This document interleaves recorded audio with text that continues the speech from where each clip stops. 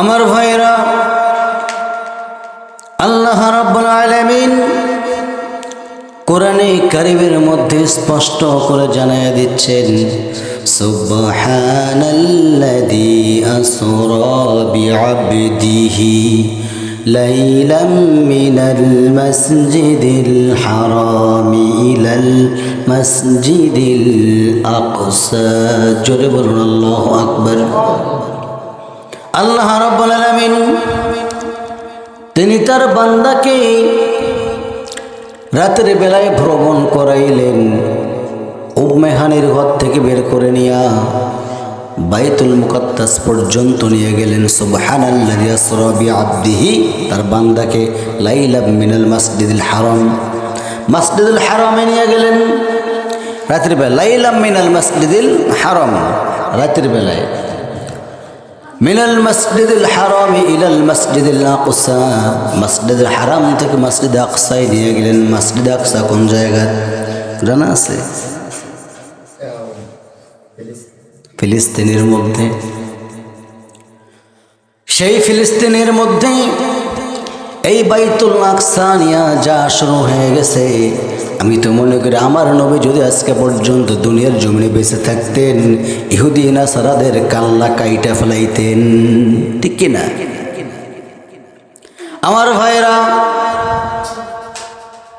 সেই মুহাম্মদ রাসূলুল্লাহ সাল্লাল্লাহু আলাইহি ওয়াসাল্লামকে আল্লাহ রাব্বুল আলামিন তার বাড়ির মেহমান বানায় নিয়ে নিলেন।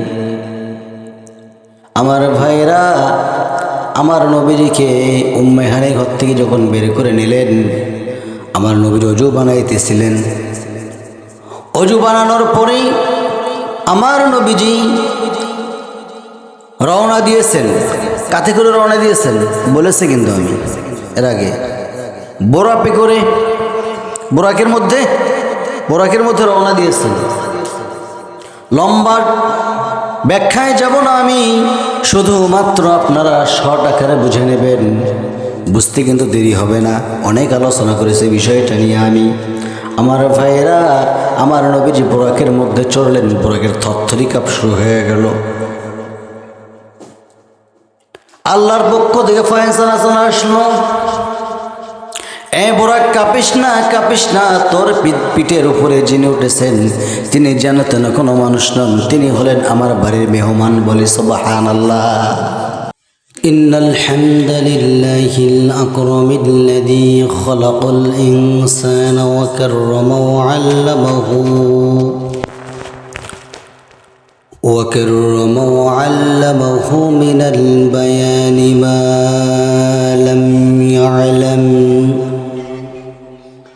فسبحان الذي لا يحصى امتنانه باللسان ولا بالقلم نشهد أن لا إله إلا الله وحده لا شريك له ونشهد أن سيدنا ومولانا محمدا عبده ورسوله الذي أرسله بالحق بشيرا ونذيرا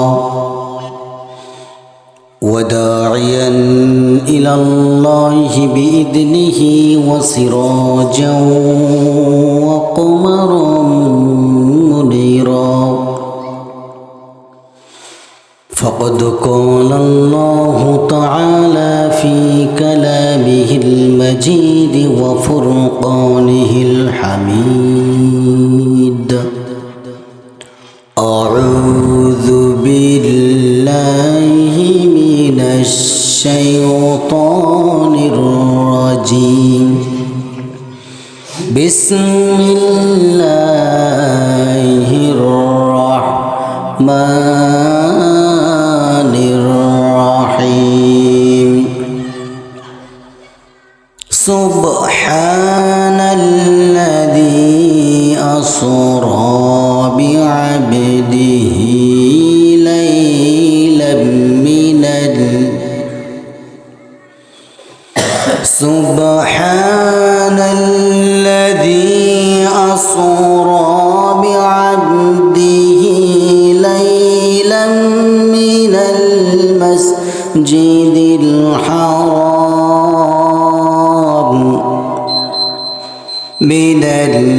المسجد الحرام إلى المسجد الأقصى الذي باركنا حوله لنريه من آياتنا إنه هو السميع البصير। আমি কোরআনে কারীম থেকে সূরা বনী ইসরাঈল প্রথম থেকে আমি একটা আয়াত দয়ে তেলাওয়াত করেছি, যেখানে আল্লাহ তাআলা বলেছেন পৃথিবীর কোনো মানুষকে, কোনো নবী রাসূলকে, আমার দিকে তাকান, এই দিকে তাকান, আল্লাহ তাআলা বলেছেন পৃথিবীর কোনো নবী রাসূলকে আমি আমার বাড়িতে দাওয়াত দিয়ে মেহমান করে বানায় নিয়ে আসিনি, একজন নবী ব্যতীত। তিনি কে বলেন তো? জোরে কন, মুহাম্মদুর রাসূলুল্লাহ সাল্লাল্লাহু, তিনি ব্যতীত আর কোন নবী রাসূল আল্লাহর আরশের মেহমান হবার পারছিল? কেন পারেন নাই? আমার নবীর মর্যাদা কম না বেশি? সম্মান কম না বেশি? শুধু কি বেশি না অনেক বেশি? অনেক বেশি। প্রিয় হাজিরিন, আমরা সেখান থেকেই দুই একটি কথা বলবো, আপনারা শুনবেন তো? শুনবেন তো? এদিক ওদিক দেখা যাবে না। আমার ভাইরা, পৃথিবীর মধ্যে বিজ্ঞানী কতগুলো হবে? অসংখ্য বিজ্ঞানী, হিসেব করা যাচ্ছে না। এখন বিজ্ঞান প্রযুক্তি,